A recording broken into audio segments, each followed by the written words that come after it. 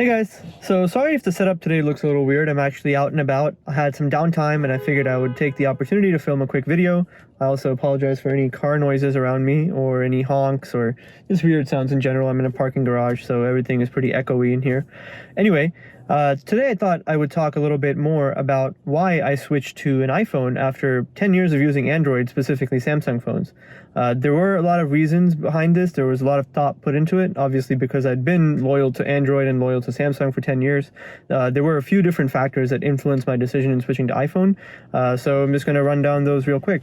So firstly, I want to say that for me, with Android, the main issue was really the software experience. So let me elaborate a little bit on that. So obviously, if you get like a Google Pixel phone or something with a more vanilla flavor of Android, this is not really an issue. But for me, I've been loyal to Samsung, and I was using Samsung phones consistently for about 10 years. I started with the Galaxy S1 Captivate, moved on to the S4, and then finally got the S8, which I kept until about a couple months ago.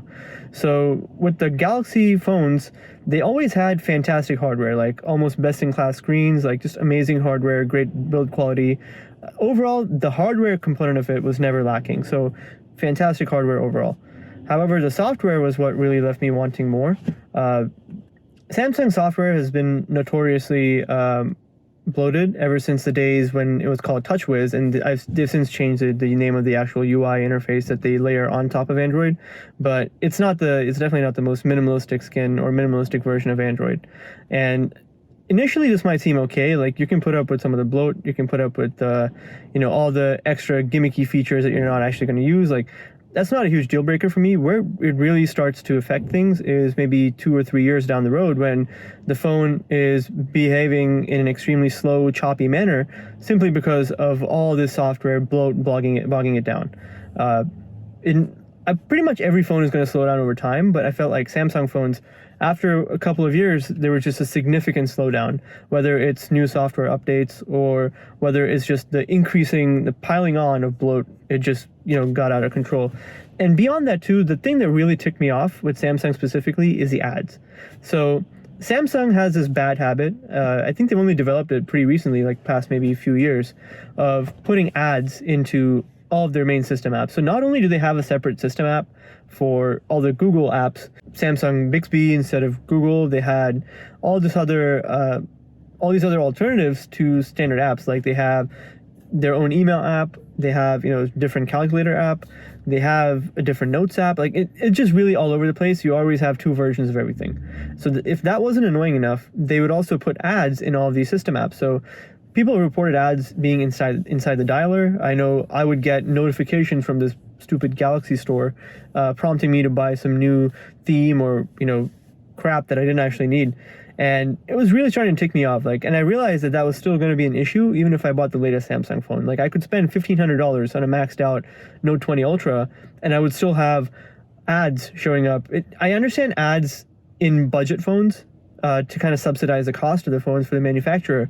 But when you're buying a top-of-the-line flagship, I do not want to see unnecessary ads just plastered all over default system apps, and that really ticked me off. And that was when I started to think more about iPhones, because Apple's interface is really clean. They do a good job of keeping it ad-free, which I knew from experience having MacBooks exclusively for the past 7 or 8 years. And that kind of brings me to my second point, which is I love the integration between iOS and macOS. So I've had a MacBook Pro now for about 8 years. So I had a 2012 MacBook Pro until about 2017, and then I bought the 15-inch MacBook Pro at that point.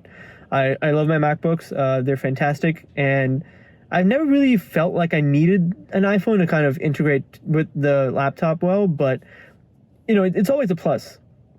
And so I started to think about how positive my experiences were with the MacBook Pro, and I was wondering if the same thing applied to iPhones as well. I also had friends who are really into the Apple ecosystem, and they would always tell me that I had to get the iPhone because the experience was just amazing. The way it integrates with the macOS or other Apple devices is just fantastic. So I decided to try it out for myself. I got the iPhone 12 Pro Max, and I have to say the integration really is next level. So there's a lot of major things. Sure, there's AirDrop, there's iMessage shared across devices. There's all these different things, but another thing that is kind of underrated in my opinion, which I've been using several times a day, is a clipboard function being shared across your phone and your laptop. So for example, if I'm typing a message out to a friend and I want to share a link with them, but then the link's actually pulled up on my laptop, I can just go to my laptop, copy the link, and it saves it to the shared clipboard that it also shares with the iPhone. So then when I paste on my iPhone, it pastes that same link from the laptop. So just those minor touches are what really get me. Not so much the huge major features. I don't have an Apple Watch. I have, analog watch. I don't have an iPad. I'm not really invested in the ecosystem apart from just the iPhone and the Mac. And overall, that itself is fantastic to me. And my third point is features. So yes, Samsung phones, for example, they cram in a whole bunch of features, like high-end features, but how many of them are actually really polished? Like, how many features, like I know Samsung has like wireless file sharing features and things like that, but how many of them are actually as polished as AirDrop, for example? And even on a hardware level, Samsung, I think, takes the approach of going over the top with everything. Like, we want 8K video even when most people don't even have 4K TVs. And just having all these other features layered on top that seem a little bit gimmicky, I think the iPhone does a great job of looking at the marketplace and thinking about what features are available and figuring out what would add to the quality of life for the user. And what features they can take, even if they're a little late to the game, they can still take those features, and I think they really refine them in a way that no other manufacturer does. For example, when Samsung decided to go with 8K video, they don't have a proper HDR mode, but with the iPhone 12 Pro Max and just the entire iPhone 12 lineup, they have Dolby Vision HDR video built in, which in my opinion makes a way bigger difference to the quality. And trust me guys, you're probably watching this on an SDR display. This video is going to be an SDR, so it might not seem that different to you, but when you're actually there filming in HDR and looking at the footage, like, it's truly incredible. And I think that adds a lot more to the quality of life for the average user than going up to 8K resolution. So yeah, just generally I think Apple sticks to the ethos of keeping the feature set more limited compared to Android phones, but really taking kind of the top features and picking and choosing and then refining them in a way that other manufacturers haven't really thought of before. Also, historically, people have always thought that iPhones are a lot more expensive than their Android counterparts, and that could be true if you're shopping on the budget end of the spectrum, but I would argue that Apple is actually the best bang for the buck now when you look at flagships. You could get a Galaxy Note 20 Ultra, and it's like, I think the MSRP is about $1,300 or something, but you can get an iPhone 12 Pro Max for $1,099, which is $300 or $200 to $300 less, depending on what kind of storage options you choose. But generally speaking, it's definitely way cheaper than the Note 20 Ultra. And what you're getting for that is a phone that, in my opinion, is arguably better. Better battery life, display quality is just as amazing, iOS is great, and you have a guarantee pretty much that it won't slow down over time. The processor, of course, the A14 chip in the 12 Pro Max is just mind-blowingly fast, even compared to the top-tier Android phones.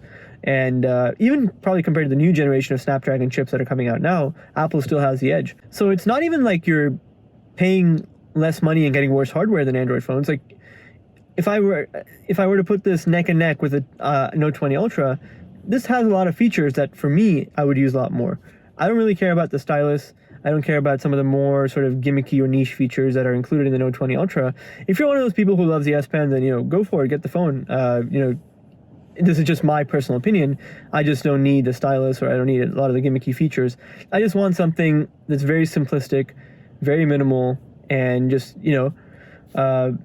really puts the apps first, lets me do my thing without getting in the way too much. And that kind of brings me to my fourth point, which is longevity. So I keep my phones for a long time. So over the past 10 years, I've only had 3 phones prior to my iPhone. So I got the Galaxy S1 Captivate in 2010, I got my S4 in 2013, and then I got my S8 in 2017. So that's 3 phones in about 10 years, and I've kept each phone for about at least 3 years.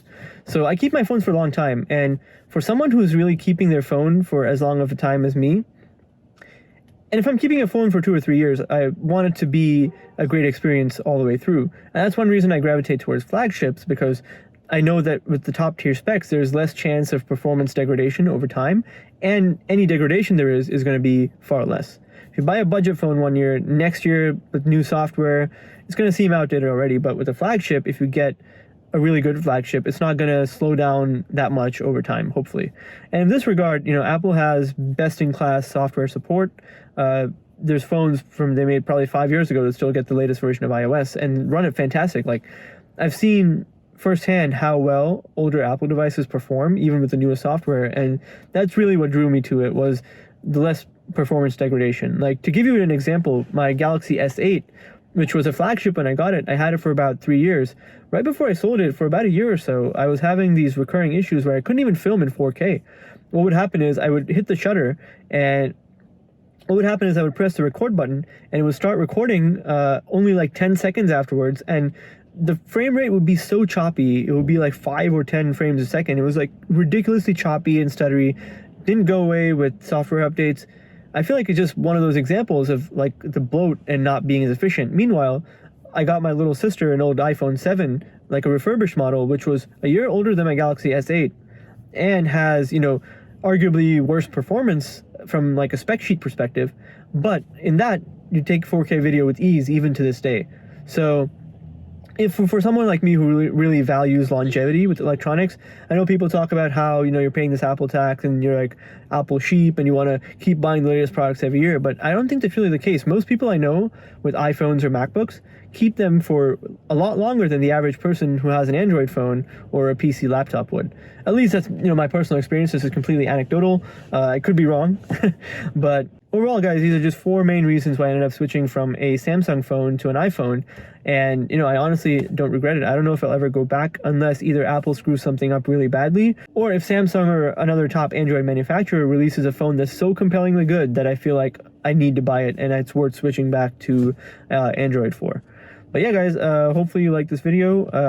Please leave me your opinions or comments if you made a similar switch, or maybe you've gone the other way. Maybe you switched from an iPhone to an Android. All of your comments are welcome. Please like this video if you enjoyed it, and subscribe to this channel would be simply amazing. All right, thank you guys. See you tomorrow.